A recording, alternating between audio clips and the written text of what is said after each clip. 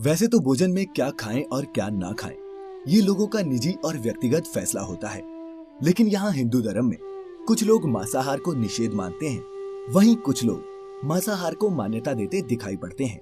आज भी हमें कई जगह देखने को मिलता है कि एक और मांसाहार ग्रहण करने वाले शाकाहारियों को घास फूस खाने वाला बताते हैं, तो वहीं दूसरी ओर शाकाहारी लोग मांसाहार खाने वालों को जानवरों पर अत्याचार करने वाला मानते हैं।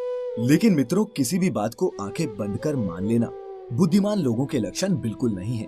इसीलिए आइए जानते हैं कि हिंदू धर्म ग्रंथों में मांसाहार और शाकाहार में से कौन सा भोजन उत्तम माना गया है।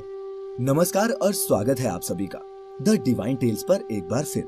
हिंदू धर्म में मांस खाना मना है या नहीं, इस संबंध में कई लोगों के मन में भ्रम है और इसका कारण कुछ लोगों के मन में वेदों के विषय में बैठी शंका है, जिनकी वजह से वह समझते हैं कि वेदों में पशु बलि, मांसाहार आदि का विधान है।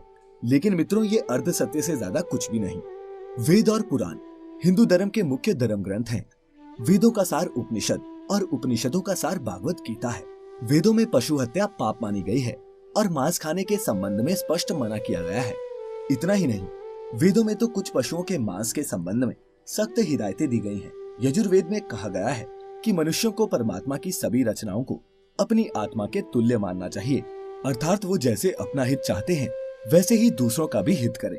वहीं अथर्व वेद में कहा गया है कि हे मनुष्यों, तुम चावल, दाल, गेहूं आदि खाद्य पदार्थ आहार के रूप में ग्रहण करो, यही तुम्हारे लिए सबसे उत्तम और रमणीय भोजन पदार्थ है। तुम कभी भी किसी भी नर या मादा से हिंसा मत करो।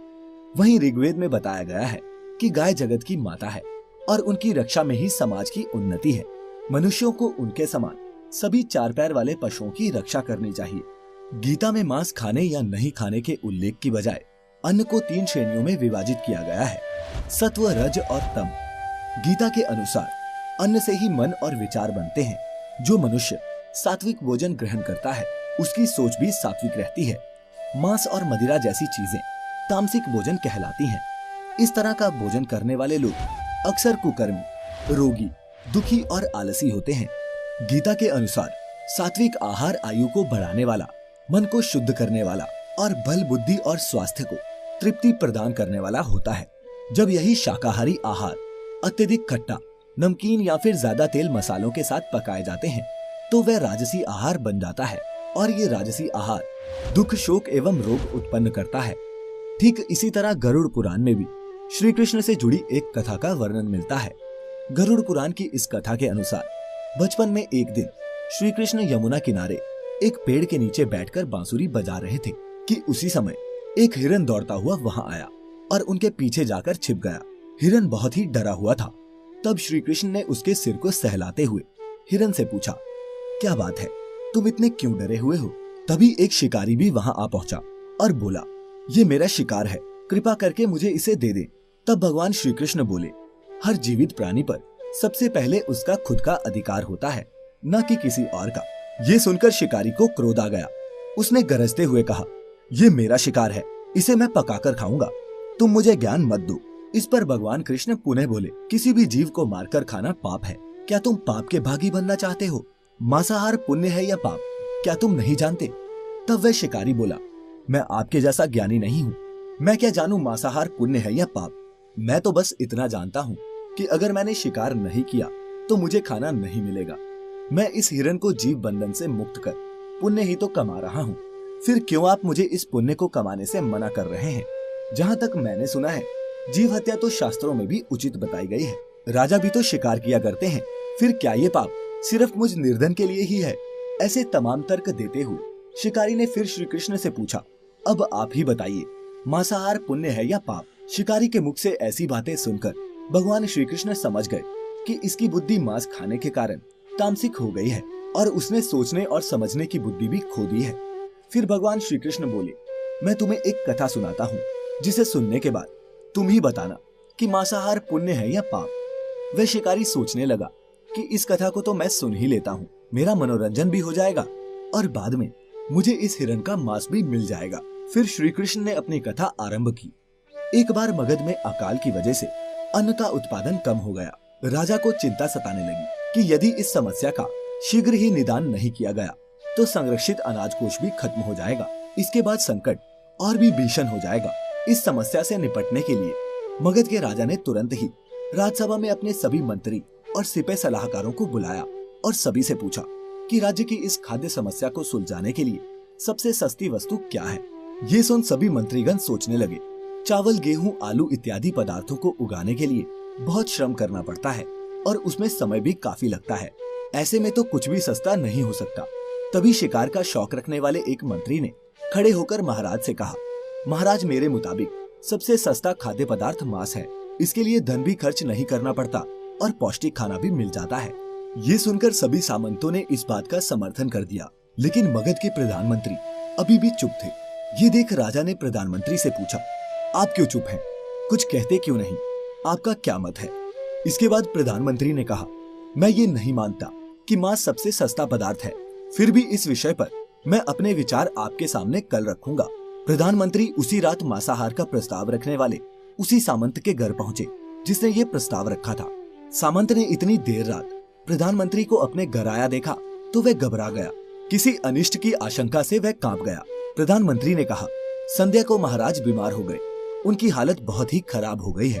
राजवैद्य ने कहा है कि किसी शक्तिशाली देह का 2 तोला मांस मिल जाए तो राजा के प्राण बचाए जा सकते हैं। आप महाराज के सबसे निकट हैं, इसके लिए आप जो भी मूल्य लेना चाहें वो ले सकते हैं। आप कहें तो इस काम के लिए मैं आपको 1 लाख स्वर्ण मुद्राएं भी दे सकता हूँ। इसके अलावा एक बड़ी जागीर भी आपके नाम कर दी जाएगी। आप केवल हाँ कह दे, मैं कटार से आपके हृदय को चीरकर बस 2 तोला मांस निकाल लूंगा। ये सुनकर उस सामंत के चेहरे का रंग फीका पड़ गया। वह सोचने लगा कि जब जीवन ही नहीं रहेगा तो लाखों स्वर्ण मुद्राओं का मैं क्या करूंगा और बड़ी जागीर भी किस काम आएगी। वह झटपट अंदर भागा और अपनी तिजोरी से 1 लाख स्वर्ण मुद्राएं लेकर आ गया। मुद्राएं देकर उसने प्रधानमंत्री के पैर पकड़ लिए और गिड़गिड़ाते हुए बोला, महाशय, मैं आपकी 1 लाख स्वर्ण मुद्राओं में अपनी 1 लाख मुद्राएं और मिला देता हूँ। इस पैसे से आप किसी और के हृदय का मांस खरीद लें, किंतु मुझे जाने दे। मेरी आपसे विनती है कि ये बात किसी और को पता ना चले। उसके बाद प्रधानमंत्री ने आगे कहा, सामंत जी, आप शरीर से बलिष्ठ हैं, आपकी कदकाठी भी महाराज से मिलती है, इसीलिए राजवैद्य ने खास तौर पर आप ही का नाम लिया है। आपके दान से हमारे अच्छे राजा की जिंदगी बच सकती है। यदि आप मान ले तो मैं आपको प्रधानमंत्री का पद देने के लिए भी तैयार हूँ और खुद आपका कर्मचारी बनकर रहूंगा। खुद को फंसता हुआ देख सामंत ने अंग वस्त्र और जूते पहन लिए। फिर उसने प्रधानमंत्री से याचना की कि मैं इसके योग्य नहीं हूँ। जब प्राण ही नहीं रहेंगे तो मैं प्रधानमंत्री पद का या फिर राजा का सिंहासन भी मिल जाए तो मैं उसका क्या करूंगा। आप चाहें तो मेरा सब कुछ ले लें, परंतु मुझे छोड़ दें। इतना कहकर वह अपने घोड़े की ओर भागा और घोड़े पर छलांग लगाकर बैठ गया। वह अभी चलने को ही था कि प्रधानमंत्री ने घोड़े की रस्सी पकड़ ली और सामंत से बोला, भागने की जरूरत नहीं है, आप आराम से घर पर ही रहो, मैं कहीं और जाकर प्रयास करता हूँ। ये कहकर प्रधानमंत्री वहाँ से चले गए। उसके बाद मुद्राएं लेकर प्रधानमंत्री बारी बारी से सभी सामंतों के घर पहुँचे और सभी से राजा के हृदय के लिए 2 तोला मांस मांगा, परंतु कोई भी राजी ना हुआ। सबने अपने बचाव के लिए प्रधानमंत्री को 1 लाख से 5 लाख मुद्राएं तक दी और इस प्रकार प्रधानमंत्री ने एक ही रात में 1 करोड़ स्वर्ण मुद्राएं जमा कर ली और सुबह होने से पहले ही अपने महल में पहुंच गया। अगली सुबह राज्यसभा में सभी सामंत समय से पहले ही पहुंच गए। सभी यह जानने को बेचैन थे कि राजा का स्वास्थ्य कैसा है, लेकिन कोई भी किसी को रात की बात नहीं बता रहा था। थोड़ी देर बाद राजा सभा में अपने चिर परिचित अंदाज में आए और सिंहासन पर आकर बैठ गए। सभी सामंतों ने देखा कि राजा तो कहीं से भी अस्वस्थ नहीं लग रहे, उन्हें तो कुछ हुआ ही नहीं था। प्रधानमंत्री ने उनसे झूठ बोला। हर सामंत के मन में यही विचार चल रहा था। तभी प्रधानमंत्री ने राजा के समक्ष 1 करोड़ स्वर्ण मुद्राएं रख दी। राजा ने पूछा, ये स्वर्ण मुद्राएं किसके लिए हैं और कहां से आई? तब प्रधानमंत्री ने जवाब दिया, हे महाराज, 2 तोले मांस के लिए इतनी धनराशि जुटाई है, लेकिन मांस न मिला। अपनी जान बचाने के लिए सामंतों ने ये मुद्राएं दी हैं। अब आप ही बताइए कि मांस सस्ता है या महंगा? राजा को बात समझ आ गई। उन्होंने प्रजा से अतिरिक्त परिश्रम करने का निवेदन किया और राजकीय अनाज भंडार में से अनाज निकालकर श्रमिकों को दिया। राजा ने तुरंत ही पौष्टिक सब्जियों की खेती का आदेश दिया। सिंचाई की व्यवस्था को भी दुरुस्त करवाया गया।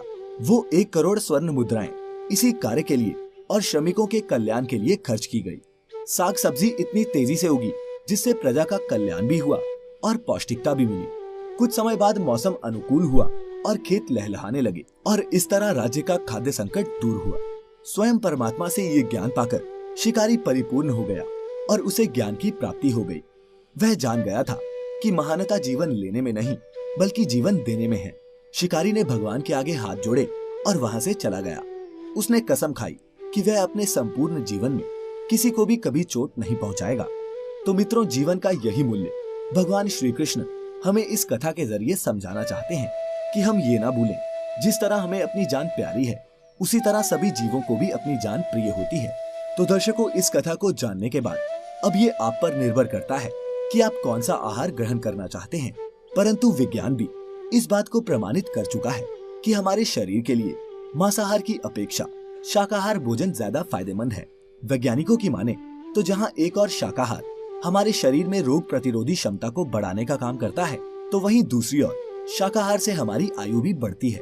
लेकिन कुछ लोगों के मुताबिक कुछ धर्म ग्रंथों में मांसाहार को सही बताया गया है, परंतु ये सारे भ्रम उन ग्रंथों में वर्णित मंत्रों और श्लोकों के गलत अर्थ के प्रचार प्रसार और हिंदुओं में होने वाली पशु बलि के कारण फैले हुए हैं। जिन जीवों को मारकर आप खा रहे हैं उन्हें तो प्राण बचाने का अवसर भी नहीं मिलता। बर्बरता सिर्फ वही नहीं है जहाँ इंसान का रक्त बहता है, बर्बरता उसे भी कहा जाता है जहाँ स्वार्थ के लिए किसी जीव की हत्या कर दी जाए। अंत समय आते आते हम जिंदगी भर के पापों के लिए सुकर्म करने की कोशिश करते हैं, परंतु हम ये भूल जाते हैं कि जब वह जीव हमारे लिए काटा गया और हमारे लिए तड़पा, तो उसका श्राप हमें इस जीवन में ही नहीं बल्कि अगले जीवन तक नहीं छोड़ता। तो दर्शकों, उम्मीद करता हूँ कि आपके कई भ्रम इस वीडियो को देखने के बाद टूटे होंगे। अगर आपको आज की हमारी ये वीडियो पसंद आई है तो इसे ज्यादा से ज्यादा लाइक और शेयर करें। साथ ही ऐसी और भी पौराणिक और आध्यात्मिक वीडियोस देखते रहने के लिए हमारा YouTube channel the divine tales अभी के अभी सब्सक्राइब कर लें। फिलहाल हमें इजाजत दें। आपका बहुत बहुत शुक्रिया।